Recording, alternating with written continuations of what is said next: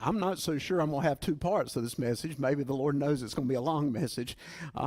Anyway, but let's get started if we could. As we begin Psalm 51, we see a very short inscription, at least in most Bibles.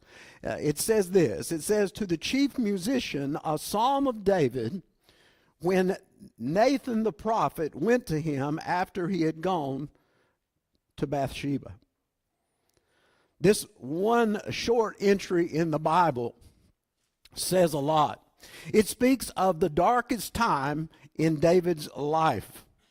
It speaks really of an event that is recorded in chapters 11 and 12 of the book of 2 Samuel. I'm sure you're probably somewhat familiar with the story, although you may not know all the facts. Just briefly, as we look at it, to be reminded, in these two chapters, we find David. Now think about this. David, the giant slayer. David, the psalmist of Israel, who wrote the bulk of all the Psalms that we read. We find David, the warrior king. We find David, the gentle shepherd king. Yet we find this king, this man, committing both adultery and murder.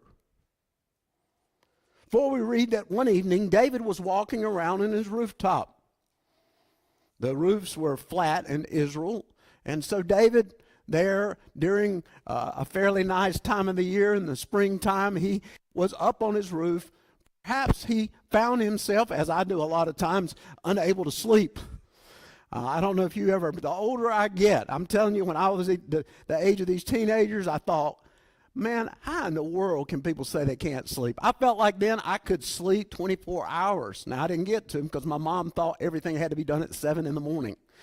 Anyway, I felt like, sometimes I can't sleep. And perhaps David was in that position. I don't know, but he was walking around on his rooftop, and he looked out, and as he scanned the horizon, he saw a beautiful woman. And this woman was taking a bath on her rooftop. Now, before you say, oh my goodness, what kind of shameless woman would be up on top of a roof taking a bath? That was traditional, and that was the place, and that was where the water was. And so, again, you can never, and I have heard actually pastors, I've heard a lot of preaching in my life. Some of it has been good, and some of it has been awful.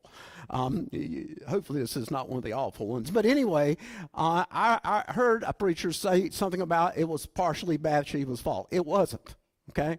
It wasn't. David was up there on that roof, and he was, to make it more modern day, he was flipping the channels. You know what I'm talking about. Just flipping the channels. Something to just, rest his mind on, and he saw Bathsheba.